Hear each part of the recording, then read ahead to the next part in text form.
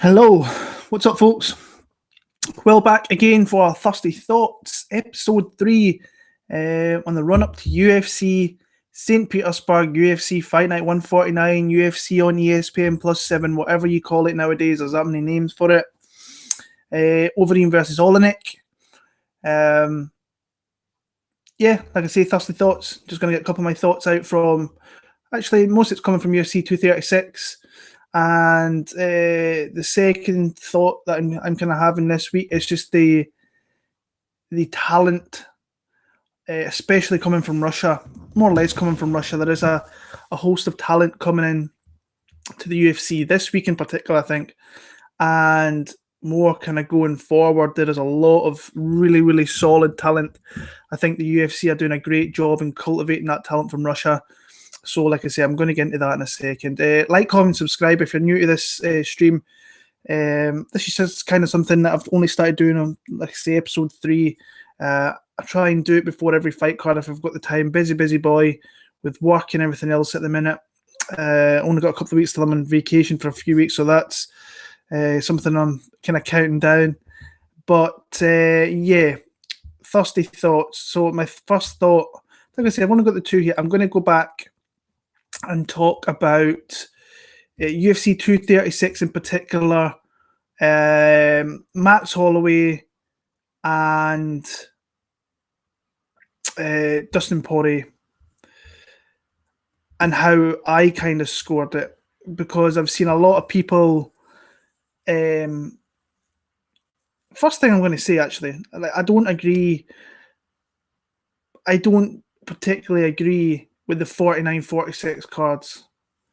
When I watched that fight, I've watched it, I think it's 4 times I've watched it since Sunday, early Sunday morning. And every time I kind of have it 48-47 for either guy. I can see why Dustin Poirier got the nod. But I can also, when I watch that fight, I still can't not maybe give it to Max Holloway in some instance. I think from where the judges are, I think they've definitely given it to Poirier off the power shots, which is fair enough, because that is what he's landed. It's really the power shots of Poirier over the output and the volume of Max Holloway. And I can see why they did that. And that's all good. But when I watch it, at the time when I watched it, so I didn't watch it live because Sunday my partner goes to work. I went to bed about 3:30 a.m. was back up about 7:30 a.m. and instantly put it on. And the first fight was Khalil against Eric Anderson. Khalil Roundtree looked amazing. And then obviously there was Israel and Kelvin, which was just one of the best fights we're going to see all year. And then you're followed by DP against Max Blessed Holloway. Great fight. And when I was instantly watching it the first time, it's pretty obvious you give Dustin Poirier the first round. Second round, I thought it was close. There was definitely some power shots of Poirier landed. Max Holloway adjusted into that fight. And yeah, then when you go into 2, 3, and 4, to me, I think Max Holloway did more in those rounds. Now, I think the pivotal kind of round there where you can maybe give it to Dustin Poirier is round number, possibly round 4. Round 5's close as well. I give it to Max, but round 4 is when he opened up the cut in the kind of eyelid area of Max Holloway. And yeah, it's a tough fight. I went back and watched it, and I can see why Dustin got the decision. I really, really do. And yeah, it's a close fight, nonetheless. But it's interesting to see, like 49-46 cards to me. I don't really agree with them at all in that fight. I thought it was a lot closer than that. But there was a lot of things they kind of take away from that fight. Like I've seen people come out and say Max Holloway's not ready for 155. And I think he is. I just think you need to grow into that way. I don't think it's as easy as just going up and being as good, especially. And a lot of people have been um, going on about like other people making it successful move up. Well, not these people aren't jumping into like interim title fights or title fights like Max Holloway is, and facing an absolute savage and a legend in Dustin Poirier. Dustin Poirier is one of my favourite fighters in the entire game. Max Holloway as well, to be honest with you. But DP, he's never in a boring fight. He never has been really. For years, he's either kill or be killed. And yeah, I still think that Max Holloway's got a hell of a lot to give at 145 and 155. Still a young guy, 27. I think he's coming into his prime, or at least in maybe the next year or two, he will hit that prime. And he will be a mainstay of that lightweight division for a very, very long time. So, yeah. So, kind of second thought I'm going to go on about, and if you've watched my video this week, you've seen me kind of glowing about some of these guys that are coming into the UFC this week. Particularly Arman Sarukian and Movsar Evloev, who, like I said, I don't usually make kind of statements like this, but I see them being top 15 guys within the next kind of couple of years, in my opinion. And there's other guys out there, Yusuf Raisov, who's not in the UFC. If he ever makes it to the UFC, I might come out and say that guy might be a champion one day, because he is a serious talent. And the thing was that what I like about it, I was always wondering about the UFC when they made it to Russia, because they've had a couple of guys in there, and obviously they've got the lightweight champion of the world in Khabib Nurmagomedov,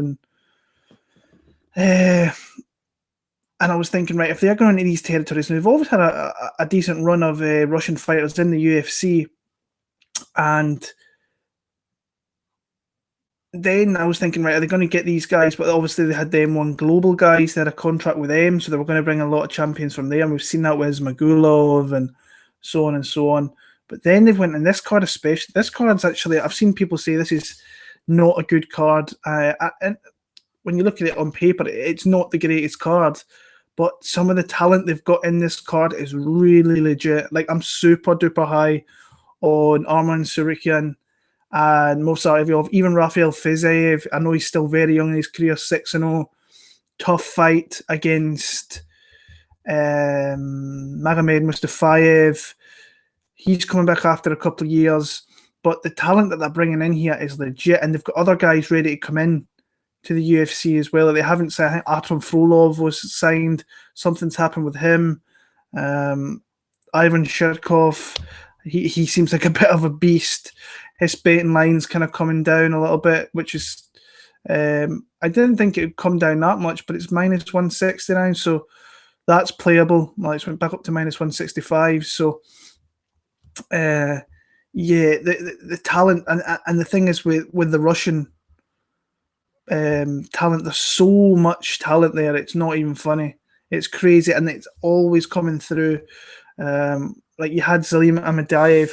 Like I say, there's two ways how you kind of come through the Russian one. I said this last week. You've got a Peter Yan, where he was fighting absolute killers in ECB, and then you've got someone like Zalim, who has just been fighting anybody they can really find for him. I think they've had guys that have fell out kind of last couple of days, and they've had to get other guys in, which is fair enough. That's something that kind of happens with the kind of regional side of the sport. But I could kind of see, I thought Max Griffin had opportunities to win that fight, and a couple of people said to me, you're picking Max Griffin over, or specifically saying he's going to take down like a Chechnyan wrestler or whatever it was, and I just thought he was so reckless that he puts everything into all his shots on the feet that he's wide open for takedowns. And Max Griffin, he's very durable, and he's a hard guy to put away. He can take a shot as well. But I will feed him kind of going forward. There's definitely big signs, gas tank wise, and so on. But like I say, even Zalim will grow into the UFC. He's got, I can't remember who it was, says that the UFC absolutely love this guy. It might be Max Griffin himself, actually. He kind of pretty much stays in the PI, never out of the place. So yeah, big things maybe coming forward for him. But like I say, the talent that is coming through into the UFC from Russia, I think is going to be huge. And it wouldn't surprise me soon enough if they ever have one of these PIs creeping forward. If they're doing it in China, I think they should maybe think about doing it in Russia, because it'll be crazy over there, the talent that could come through that place. We're excited to see with Dana White Contender Series actually started. And this is something I said last year, what I think should happen, and that's getting international stars from all over the world. They've got Brendan Loughnane that's come in from the UK over here. He used to fight in the UFCs, went back in the regional scenes, did very well. They've given him an opportunity in the Dana White Contender Series, I think, against Bill Algeo, I think it is. So that is a really, really, really good fight, and a really good opportunity for some of the people. I think there's like a Swedish guy coming on there as well. So these people from Europe, from China, so on and so on. Great to see them getting opportunities. So, yeah, looking forward to the Dana White Contender Series. I think there's a lot of fights. I'm going to try and maybe get breakdowns out for that as well. I think it's Tuesday night, isn't it? So I'll probably try and get out 24 hours beforehand if I can watch enough, because, like I say, the UFC is pumping out card after card. Literally, after I put my video out or here on Monday or whatever it was, I was straight on to UFC Sunrise next week, which is Jack Hermansson against Jacare. Some good fights on there. I've watched, who did I watch last night? Roosevelt Roberts and Thomas Gifford. And I can see a lot of good things with Roberts. And when I look at Gifford, I'm like, I'm not kind of sure about him. I watched some fights tonight of Gilbert Burns against Mike Davis. Now, if you watch fights like I do, you know who Mike Davis is. He's the guy that lost to Sadiq Yusuf on the Dana White Contender Series. Great fight. And it was just a really fun fight. So that's interesting. Big step up. Big step up against Gilbert Burns, who is, he's got a legit skill set, got big power himself. So yeah, like I say, I was going to kind of go on a bit longer with these thoughts, but the only two that I really like, and like I say, I think I should maybe talk a little about UFC St. Petersburg, just to see if any of my kind of picks have changed. If you guys get any questions, the few people that are watching, just send them my way. If there's anything you want to talk about, I'll be here for the next little bit. So yeah, like I say, the only kind of pick that's really changed my mind for this week. Let me go and get the card up. Actually, I'll tell you my picks if you've not watched the prediction video for myself. Let me see. Oh, I went to the wrong page. My bad. I've got Overeem in the main event. I still like him to win, kind of early knockout. Co-main event, I've got Sarukian. I've actually bet him as well, because, like I say, I really rate him very highly. I know he's got a humongous step up against Islam Makhachev here, and people have bet on Sukarev in this sport already, and he's come down from, I've seen him at 360, plus 360, and he's plus 265. So there's some money definitely coming on him. I think he was actually as low as plus 250, so that's went back up a little bit. Got Pavlovich in that one. I've got Shirkov in against Devin Clark. I've got Shevchenko against Modafferi. I've got Amandovsky against Jotko. That's the kind of only one I'm really thinking about. And if you watched me talk about UFC St. Petersburg, that was the kind of one I was humming and hawing. I was like, I'm not sure. I knew it was the one I was going to kind of have second thoughts over, and I kind of do, but I'm sticking with Amandovsky. I've no real confidence in Jotko, even though it's a big step up for Amandovsky. Movsar Evloev, like you say, I'm super high in that guy. Like, I think he's a legit ranked fighter with a big potential to have a big UFC career. He's went up to minus 335. Keita Nakamura, I've still got him over Sultan. Yakovlev, I've still got him over Alex de Silva. I've seen the line close with Tybura and Abdurrahimov. I think that's about right, to be honest with you, because that's a close fight. Oleksiejczuk, I'm still fairly confident he can beat Antigulov, and Rafael Fiziev's line has moved big time. I bet him. Actually, that was another one of my bets for this card. I bet him at plus 150. So, and he's minus 125 now. So that line has drastically changed. The other bet I've got is obviously Arman Sarukian, and I got him at plus 350. Who's the parlay I've got? The parlay is Evloev. I think I got minus 275, and I got Oleksiejczuk at minus 187 for like plus 109. So, yeah, not bad bets. I don't think. It's a little bit risky considering I've got a lot of newcomers in there. You're putting parlays, putting Amdovsky in parlays. See, I'm not the biggest guy for parlaying. It depends on how much you bet as well. But if you're only putting on smaller kind of bets, I never usually put plus money. I never usually put people with plus money in parlays. I would just rather bet them straight. Back in the day, I used to do that, and I won a couple of them, but I kind of lost more than I did, and then I started to get my way around kind of how I like to bet. And if I've got underdog money, I'll bet it straight. I'll never put it in parlays. But I've seen some people that are really successful with that. It's just not my style, really. But Amidovsky, I would never really put him in parlays, not unless I'm putting in a couple of low ones, maybe full fight, like 12, 13 fights on a card, just making one of those, putting 5-10 quid on it and just seeing how it goes. Was I impressed with Gaslam's performance? I think you have to. I mean, nobody's really did anything against Israel. Israel's a tough guy to face. There was a lot of kind of questions coming in on Israel Adesanya. And like people, there's a couple of guys on here that made videos and like were completely going off saying he was overrated, this and that, and he never fought anybody. And to an extent, they were true. Them saying he was overrated was bullshit, in my opinion. Really solid, really solid fighter. And we've got the dog fight, and we've seen more out of him in that fight than we've previously seen. And we've seen the guy's got a heart, he's got a lot of fight.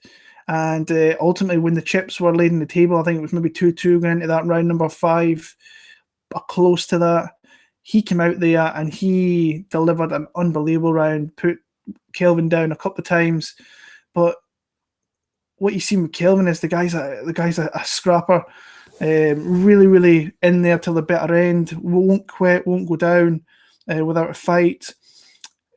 I think he was just undersized. I think his IQ is. I think he could have wrestled a little bit more. Or tried to. I think it's something that he just doesn't really do all that much, and I think he's got it there if he was to work on it a little bit more. But like, that's not a performance from Gastelum that really puts him down the rankings all too much. It was a great fight, unbelievable fight, and now we move on. Israel Adesanya, Robert Whittaker. How do you guys have that? I've got a fairly strong lean right now with Robert Whittaker.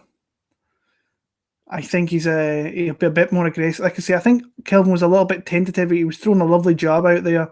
I just think he could have been a little bit more aggressive. But then again, with Israel, you have to be very, very careful with that guy, because if you don't mind your P's and Q's, he's going to jab the face off you. He's like that spinning back elbow that he landed was unbelievably nice. That kind of changed the momentum of one of the rounds, maybe the second round that happened in, and just a great fight. Looking forward to seeing both guys again, actually. So yeah, it's just a really fun fight thing about it. Now I might actually kind of go back and watch that before I go to bed tonight at some point. It's just a really good fight. So, any of you guys out there got bets? DraftKings advice for me? Anything at all? But yeah, pretty quiet Thursday, or Friday morning now, depending where you are in the world. So yeah, Actually, maybe watch a couple of fights before I go to bed tonight. Actually, before for this week, Jack Manson, Jacare Souza. Any of you guys got a lean on that at all, or?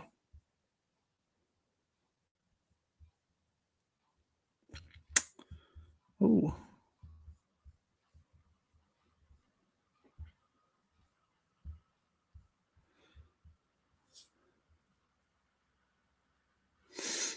he would be very good at welterweight. Just he's in that kind of in that zone where he knows that if he has to make welterweight, he has to really be disciplined. And we've seen in the past he's not been that disciplined, and so on. So yeah, like I say, Kelvin's going to be a problem wherever he goes because he's still very, very young in the sport. I know he's been around for a long time, but still a youngish kind of guy with some great names. So yeah, really come on into Silva after watching fights from both guys. I'm still on Alexander, but like I say, I'm not super confident. I did my MMA Huddle podcast with John on Sunday, and I picked the Silva, and that was really going on a whim because I didn't get the chance to watch fights. Watched some on Monday, and just thought that Yakovlev might get takedowns here, but then he might absolutely Silva could absolutely start beating him up in the feet. So it's a close fight. It's one I'm just going to sit back and evaluate the Silva and see where Yakovlev is because we've not seen him in a couple of years. So interesting fight, but like I say, he's got dog money beside him. I think he's worth a shot. So yeah, it's going to be like leaning towards Rob there. But it's such a great fight. Like I was saying, Robert Whittaker, I know, as I say, he hasn't fought that often, but the last time he fought was June last year against Romero. But he's been injured a lot. He obviously was supposed to face Rockhold, pulled out there. He's supposed to face Kelvin, had to pull out there. So yeah, it's been a rough year kind of for Rob Whittaker. But I'm really hoping to do that later on in the year, November, December. I know that Robert Whittaker said he was going to be back in August. Usually the UFC do a pay-per-view in Vegas in I think it's October time. I know September. I think they're going to do Abu Dhabi. UFC, what will that be? 242, I think. They're going to be doing Abu Dhabi. And that's probably going to be Khabib versus Dustin Poirier. So maybe October, November, December, we're probably going to get another pay-per-view down in Australia. So yeah, great fight. Hopefully they get a massive stadium for the fans down under for that, because it's going to be a great fight. Israel beats up Whittaker. I don't see it myself, but I could see it. I could see Israel being giving Whittaker a fight. I just think Whittaker's I think is more mentally tough than what Kelvin Gastelum is. I think Kelvin's got some quit in him. I'm not sure that Robert is. I think he's a true champion. That's a bit weak saying Kelvin's got quit in him, because he hasn't, because he took some massive shots in that fight and kept coming forward. Kelvin has faster hands. You think Kelvin's more durable than Whittaker is? I don't think that at all.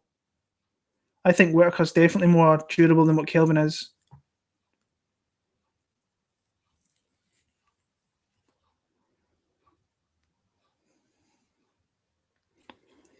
How do I see Al against Cowboy?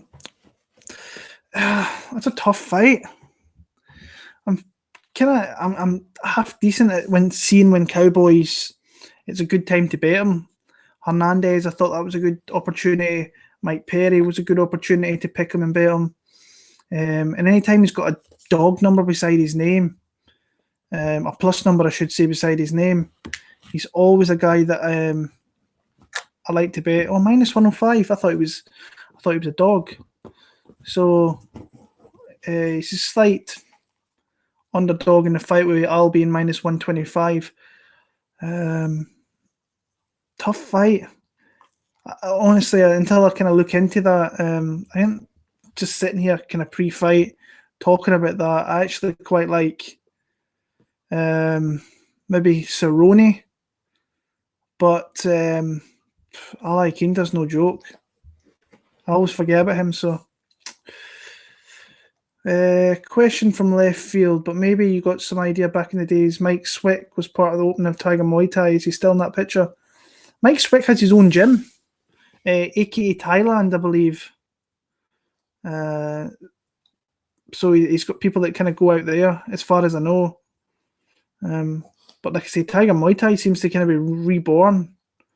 Where there's like all the Russians seem to be going out there. Like the guys I was mentioning, Fiziev, Evloev, Sarukyan are all guys that are training out of Tiger Muay Thai right now.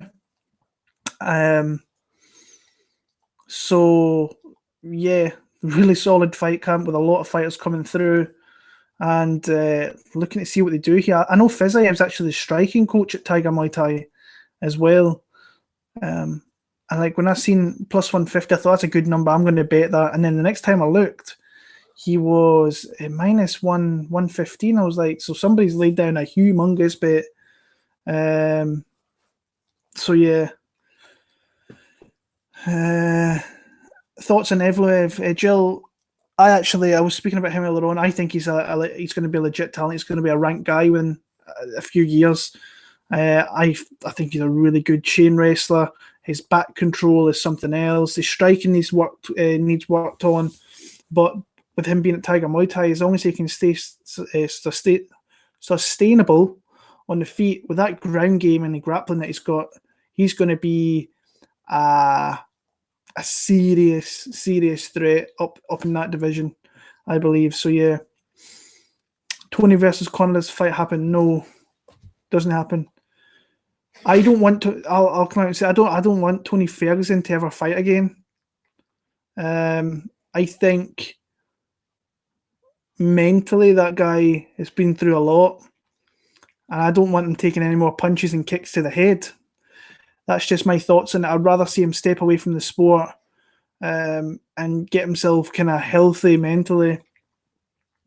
But I think he'll fight again. I think he'll face Justin Gaethje. I think that's the fight they're going to put together. Justin Gaethje was in Atlanta last week for 236. I firmly believe they were even speaking to him about future fights. I seen that Tony Ferguson came out today there and said he's been cleared by some doctor or something, whether they're UFC doctors is another case, but he's been cleared. And really, with Dustin fighting Khabib next, the only kind of legitimate match is Gaethje against Ferguson, and nobody would not want to see that fight. I just think, like I said, I think Tony needs to step away. I'm just not. Hopefully, it doesn't get worse for him. Kind of mentally where his head's at. But like I say, if he was to come back, then of course I would watch his fight. So yeah. Not MMA, but do you want the cards to take Murray number one? Now, this is a tough one for me. Because I still think Josh Rosen is he's got the potential to be a really good quarterback. And I like this coach that we've got in. And very offensive mind. I think he's going to be very, very good under him. But Murray looks good. But I also like Nick Bosa. Chandler Jones one side, Nick Bosa the other side. I don't know. I think that's maybe where it is. But like you just said there, Murray's legs, he could definitely help out big there. And like when you look at the receivers that the Cardinals have got, sorry guys, I'm kind of killing off MMA here, but talking about my Cardinals, the receivers like Larry's old, Christian Kirk, second year, I think he's going to be good, but there's not really much else around him. So we're going to be relying on David Johnson, I think, short passes. So yeah, I think I would probably pick Nick Bosa, but if we take Murray, so be it. Stipe will finally get his revenge. It looks like they're going to put that fight together for August, from what I've seen, what I've been hearing, because Brock Lesnar doesn't seem to be around anytime soon. So I don't know. I think Stipe's kind of lost the head a little bit since then. He's been calling for his rematch, and I think he's actually deserved the rematch for what he's did at heavyweight.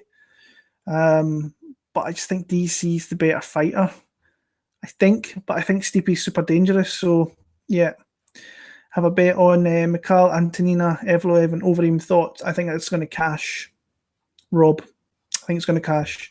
Would Aldo versus Holloway make sense if he beats Volkanovski? Nah. Like I say, I think Aldo really not. I think all he should be really worrying about right now is maybe getting the big fights or notable fights. If he could get maybe the move back to 155, a move up to 155, and like face Pettis. It seems like Pettis really only wants to face names. That was a fight years ago that I was chomping at the bit to see, and I just don't think like Holloway dispersed him easily inside a couple of rounds, 3 rounds. And he beat the shit out in the second time. So I'm not for that fight. But if he beats Volkanovski's like a beast. So yeah, is Poirier's chin at lightweight underrated? I think so. I mean, the guys that he got put down with that, like when you look at MJ, fast combination striker, quick hands. If he hits you with those and you're not expecting it, you're out. Connor caught him right in the back of the ear. So yeah, it probably is. Yeah. Frankie will get a shot. Jeez, it wouldn't surprise me. He's like kind of Holly Holm. We'll get kind of title fights. I think fairly easy with another win, but who knows what's up with him. Khabib versus Iaquinta. I would love if Poirier beats Khabib. I would love it. Poirier is just it's a hard guy to not kind of get behind, and the stuff that he's doing for charities. I don't know if you've seen the video the UFC kind of released where Max Holloway's kind of gave the gloves to Dustin Poirier to raise some money for his charity and so on. I mean, that's yeah. Don't care what anyone says. Israel isn't an easy fight for Jones. Right now? You don't think Jones would disperse of Israel kind of easily right now?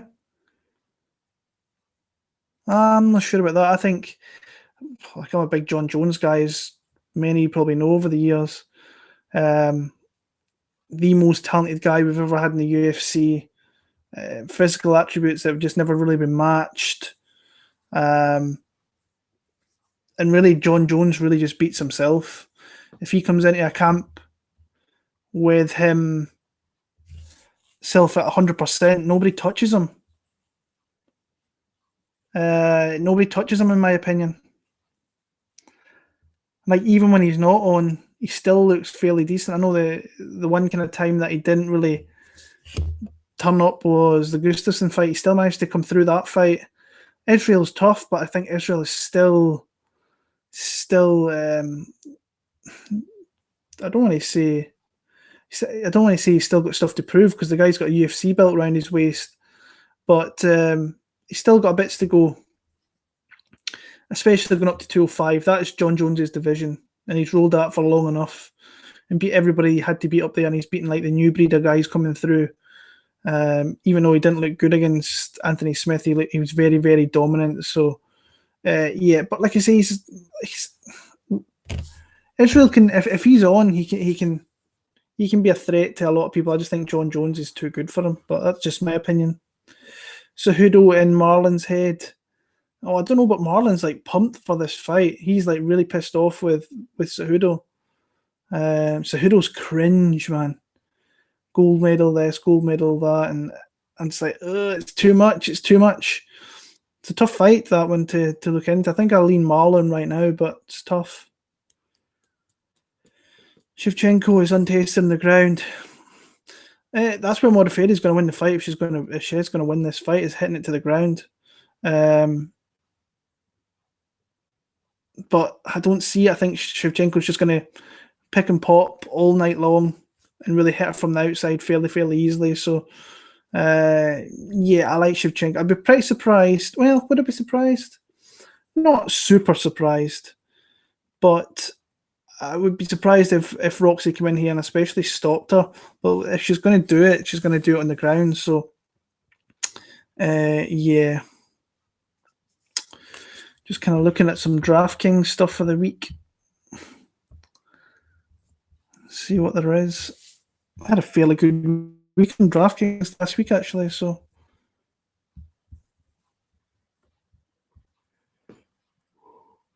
all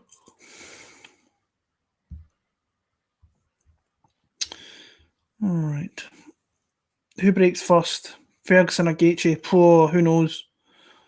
Somebody actually sent me a message earlier on saying that who would break first, and he said that Gaethje would break Ferguson first with leg kicks. I'm like, I don't know. I don't know whether that would break Tony Ferguson, but tough. Like that's a. I think I would probably side with Justin Gaethje. Being honest with you, right now, if this fight gets made next, I think I'll probably go Justin Gaethje. Uh, but yeah, Jacare versus Hermanson, your lean.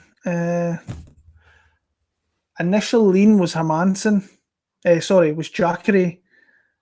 But I've kind of turned that around a little bit to Hermanson. I think Hermanson can be like super, super aggressive and potentially maybe get Jacare out of stride. And the one thing I'm kind of worried about Jacare here is he seems to me he's not motivated for this fight specifically. He had Yoel Romero, big name, a little bit of revenge to get that win back from a few years ago. And he's maybe seen Jack Hermanson. I think he's number 10 in the division. He sees that as not the kind of fight. He's saying that he's going to get a title fight after this. I don't know how that's going to happen. But if he takes Jack Hermanson lightly, then he could be in trouble because Jack Hermanson's a bit of a beast. Strong, aggressive, just a very, very good fighter, very underrated fighter. So, yeah, as of right now, I think I'm still leaning Jacare. But the thought of Jack Hermanson winning this fight is kind of coming into my head the closer I am getting to the fight. It's one of those ones I'm going to wait till last before I look into it really, really closely. So maybe Reem doing a final title run. I don't think we'll ever see him fight for a title. Nah, again, I should say. What's Hermanson's striking like? It's okay. Hermanson's striking's okay. But if you can get Jacare kind of off his stride and maybe survive a round or two, then Jack could maybe come into that fight. He's got some huge takedowns of him, like we've seen against Dave Branch. He threw him down. I don't think he wants to be doing that with Jacare because people are going on like Dave Branch is a black belt. Well, there's black belts and then there's elite kind of black belts, and Jacare is one of those guys who's got an elite game, so you don't want to go down there. We've seen him in some precarious spots as well. So yeah, it's a tough fight. Like I said, that's going to be probably Sunday afternoon. The fights I'm going to watch and spend majority of my day watching. So while Liverpool are on the TV, I'll be watching them, seeing if we can keep the streak on.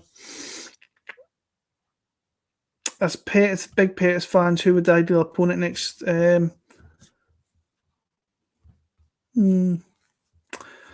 what division he goes to. 170. Well, I don't know. It's a tough fight. I've not really looked into fights for Pettis. He seems to kind of want bigger names. Yeah,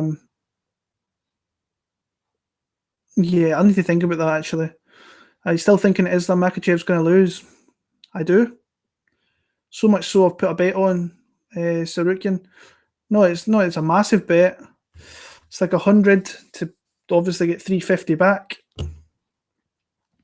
So, but I really like the kid. I do. But Makhachev's a massive step up in competition. This guy's really good, but I think that Makhachev might be a bit stronger. But I'm just taking a shot. I kind of initially when I was watching Prazeres against Nurdayev, I really liked Nurdayev, but I was just caught up with what Michel Prazeres was doing and maybe not looking enough into what Nurdayev was doing. And Nurdayev come out there and absolutely wiped the floor with Prazaris, and that fight kind of reminds me of this one here a little bit. So that's why I've caught a lot of shit for picking against Makhachev this week. It's been funny. It's like you're not allowed to pick other guys, so it's been quite fun. I've had like 4 or 5 messages saying, "Are you really picking against Makhachev? Are you really betting against Makhachev?" I'm like, yeah, it's just I see a kind of spot. I think a very talented fighter, but like I say, it's a big step up, and it's probably a step up that he shouldn't really get. He's come first fight, and you've got a guy that's potentially on the verge of a top 15. I mean, it's a big, big step up. So, but yeah, interesting to see that fight.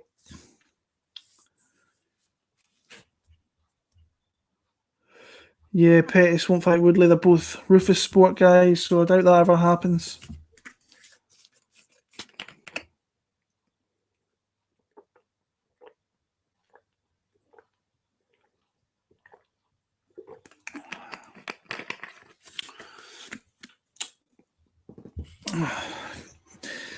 I'm kind of, like I say, I've got the 3 bets for this week. Sarukian. Who else have I got? Evolev and Oleksichuk and Fiziev. I think I want to add one more. And that was... who was it? Shirkov. But I'm kind of being scared off a little bit with him. So yeah, another one was Roosevelt Roberts. He's minus 325, so I'm hoping the UK lines open him a little bit better than what that is, and maybe parlay him with someone. One fight I'm thoroughly looking forward to next week is Corey Sandhagen, John Lineker. I've seen a lot of people heavy on Sandhagen. I'm going to tell you right now who I'm picking, and that's going to be John Lineker. But Sandhagen's a really, really good fighter as well. So, yeah.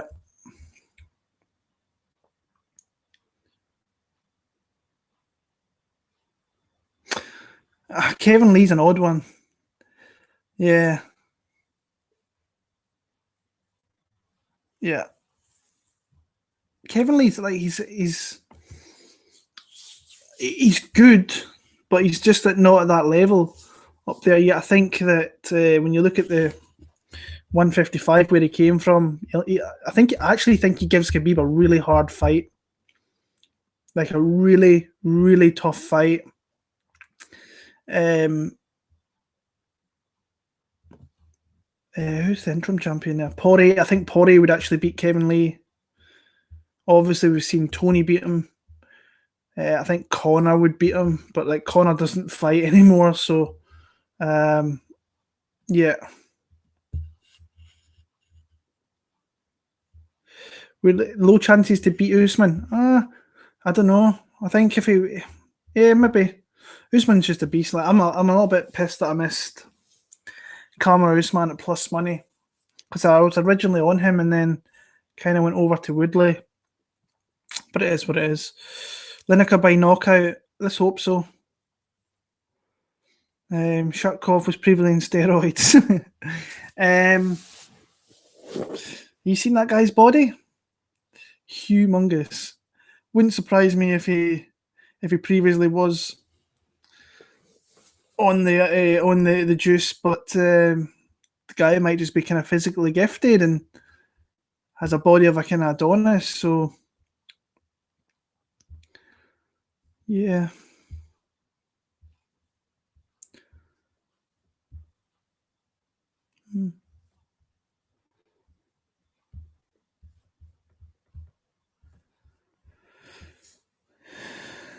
Yeah. Bet Lineker if anyone has their hands down. It's a big. Well, let me go and bring up the stats and that. I remember looking when they were initially meant to fight, what the differences in height and reach is. And because like Sandhagen's aggressive, Sandhagen doesn't sit back. He comes forward, and that kind of plays into the hands of John Lineker. Let me see, where are we? Upcoming Jacare Hermanson, John Lineker, Corey Sandhagen. Right, so height-wise, 5'3" against 5'11", and the reach isn't really that bad. 67 for Lineker for 70 for Sanhagen. So that it's just that kind of the height, but that doesn't stop John Lineker ripping to your body if you've got an opportunity to rip at his body. So, yeah. What card is next week? It's UFC Sunrise, which is weird, in Florida. UFC on ESPN3, I think it is. And some of the fights that are on there: Mike Perry, Cowboy Oliveira, Jack Hermanson, Jacare, obviously. Who else have we got? Greg Hardy's on there again. Glover Teixeira, Ian Cutelaba, that's a good fight. Like I said, I'm looking forward to seeing Roosevelt Roberts. I just saw that Jessica Penney pulled out of her fight next week, and she's been replaced by Angela Hill against she faces Jodie Esquibel. Interesting fight, a really interesting fight. It's actually Carla Esparza against Verna Jandiroba. Invicta champs, former UFC champ, obviously, with Carla, and Verna was the strawweight champ over in Invicta. So that's an interesting fight. But like I say, these next kind of cards, like this week and the next two, are kind of filler cards before UFC 237, in my opinion. Sunrise card looks all right. I like the main event. I like a couple of the fights they've got in there. But when you look at the Ontario card, obviously you're going to watch Iaquinta Cowboy. I've got no interest in Brunson Theodoro. Swanson against Burgos is a good fight. I'm interested to see Brad Katona. Marc-Andre Barriault, I think is how you pronounce it. He's currently UFC. Interested to see him. And then Macy Chiason's actually fighting this. That kind of interests me. Nothing really much else. Matt Sales, that's a guy I'm looking forward to watching again, actually. Then UFC 237, that's my birthday weekend, I think. It is. UFC 237, obviously Aldo's on there. Anderson Silva. Have they made Anderson Silva the co-main event for that fight card? No way. Well, maybe they have. Obviously, Ioni Barcelos against Said Nurmagomedov, and that's on the UFC Fight Pass prelims. What? That's kind of crazy to me.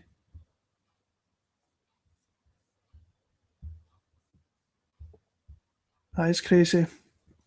Ngannou or Dos Santos? I think I'm going to go Ngannou right now. What are my thoughts on the whole TJ situation? The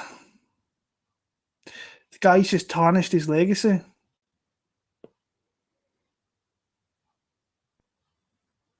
I don't really agree with those. I know that I've had people say, I'm a massive Cody Garbrandt fan, but like, take those losses away from TJ Dillashaw, And I suppose you could take them away because he's tested positive for something very, very substantial in that EPO.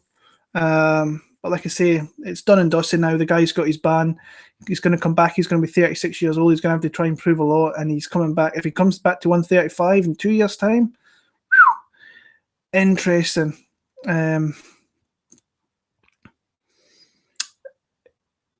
UFC coming to Dublin. I think that they've been talking, like they were supposed to go to Dublin last year and they pulled that card later, like very late last year. I think it was November. I hope they come back to Dublin later in the year because, like I said, I love coming to Dublin. But Dublin, I think, is maybe June event. But like, how it's like, who do you bring? Like, there's no Irish guys anymore that really fight. So it's like, who do you really? Could you bring any local guys in there? I don't know. Joe Duffy maybe. But Joe Duffy just lost a fight. You can definitely have him on there. But there's nothing really coming through that you would instantly kind of put on that card. Like I say, hopefully they go back to Dublin. I want to go back to Dublin. So yeah.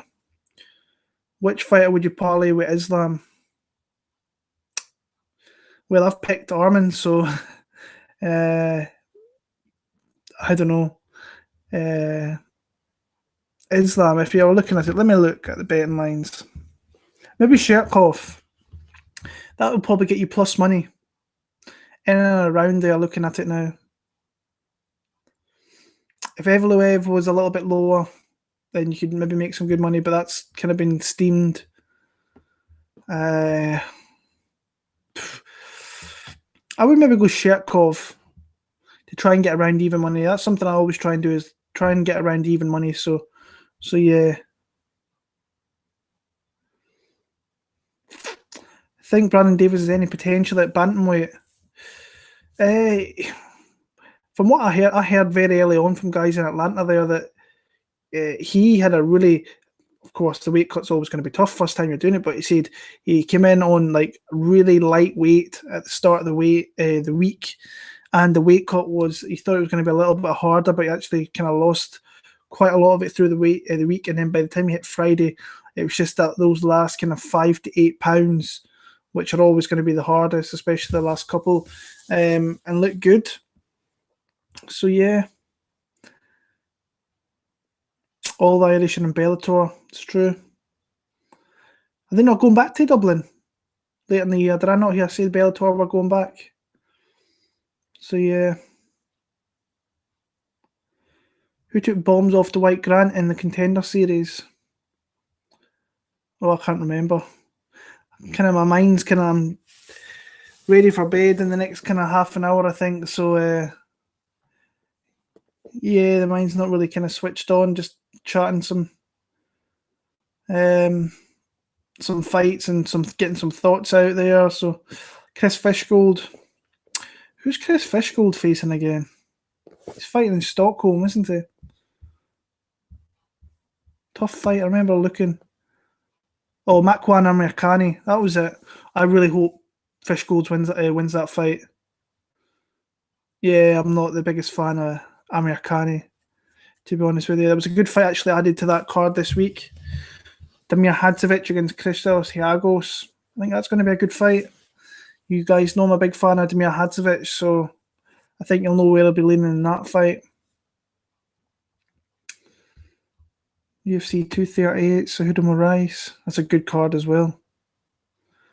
Aljamain Sterling, Pedro Munoz, Tai Tuivasa, Blagoy Ivanov, Peter Yan, Jimmy Rivera, Moraes, Cejudo, Lamas, Calvin Kattar, Jojo's on there. Solid fight card.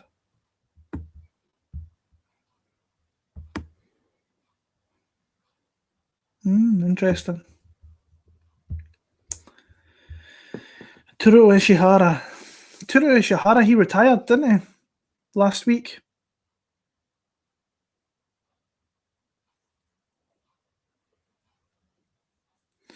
Is it Jinsu Sun that Peter Yan faced? Yeah, Jinsu Sun was the Korean guy that Peter Yan faced the last time they were in Russia. Really tough guy. He'll probably be getting a fight soon. Don't like Makwan. No, I don't like Makwan either. Yeah, Taruto, I think he went on Instagram, I want to say a week ago, maybe actually 2 weeks ago, and retired, which kind of surprises me because I thought Risen would have snapped a guy like him up very, very quickly. In fact, that's the fight card this weekend. Risen's on Sunday afternoon or Sunday morning, I believe it is. So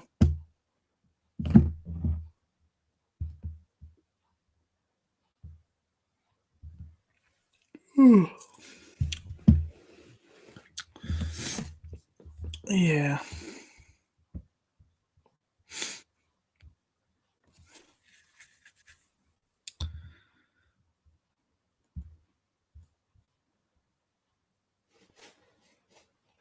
I think he'll be back.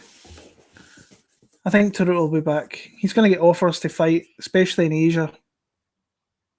Having that former UFC kind of name beside him, and a little bit of kind of notoriety with that.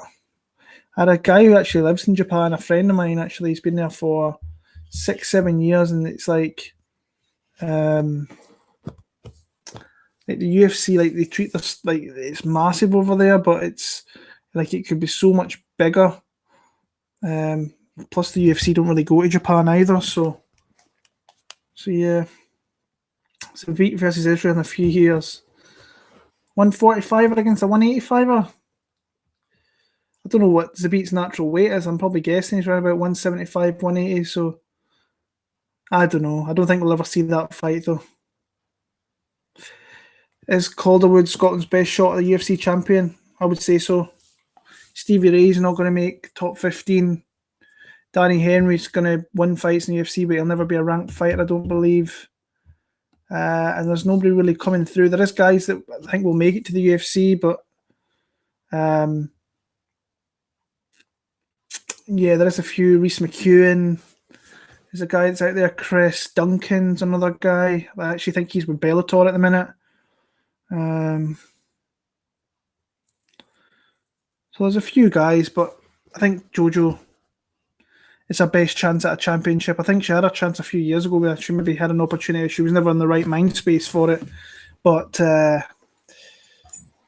no, I don't think she beats someone like Shevchenko. Have we seen the Smashing Machine documentary? No, I haven't. Is that on Netflix?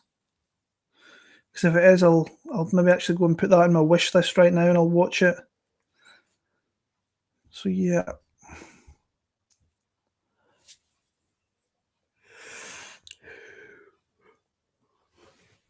Oh, excuse me. You're on the way here, guys. My apologies. Been a long week. Not done yet.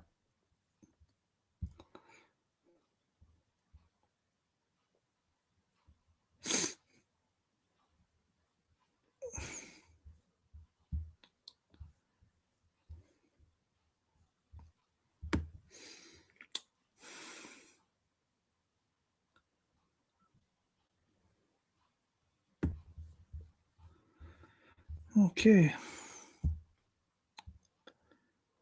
Well, guys, if there's not much more to be talked about, I think I'm going to take myself to bed because just after 1 a.m. Got work tomorrow, a nice 12-hour shift again. So, yeah. YouTube, I'll check that out, Rob. Cheers for letting me know. AJ versus Fury. AJ, I think. See, I'm not the biggest boxing guy. I think AJ's got legit talent. Fury's just got a heart of a warrior. So, yeah. Which UFC pay-per-view was your favourite for me?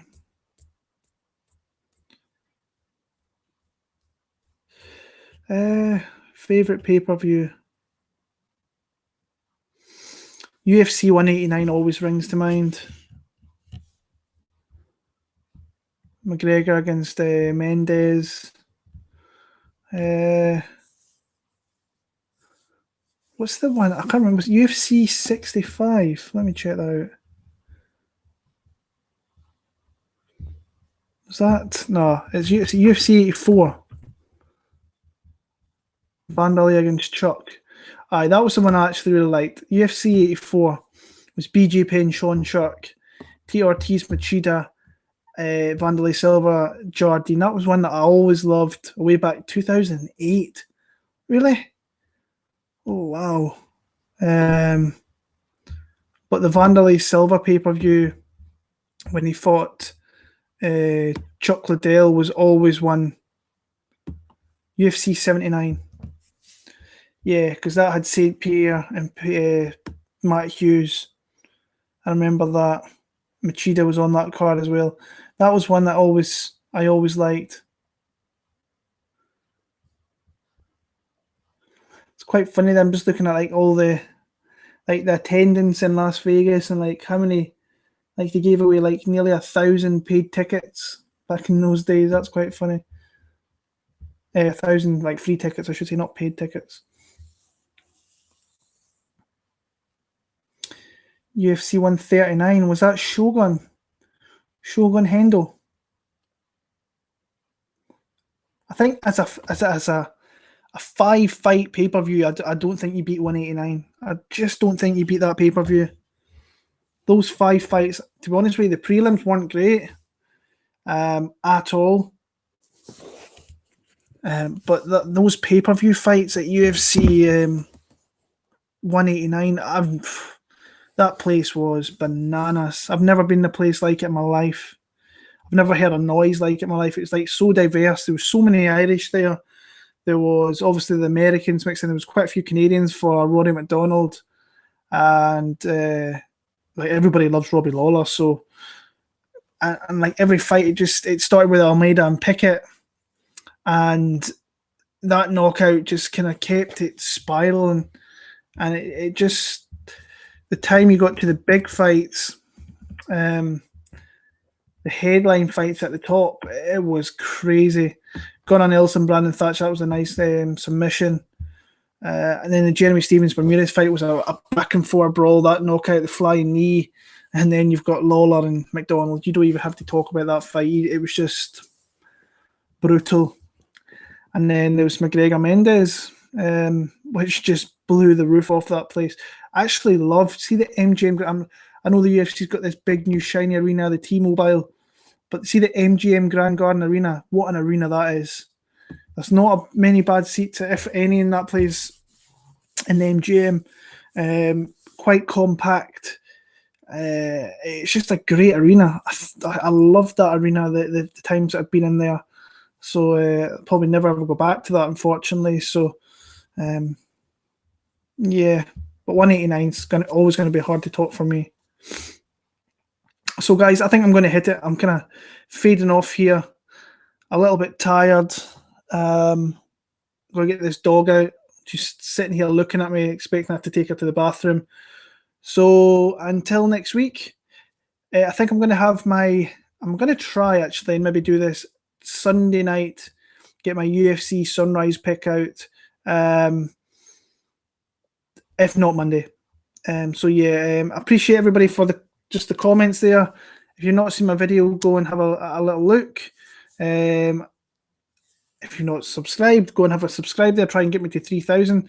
I appreciate you guys. Rob, Maciso, JJC, 2810.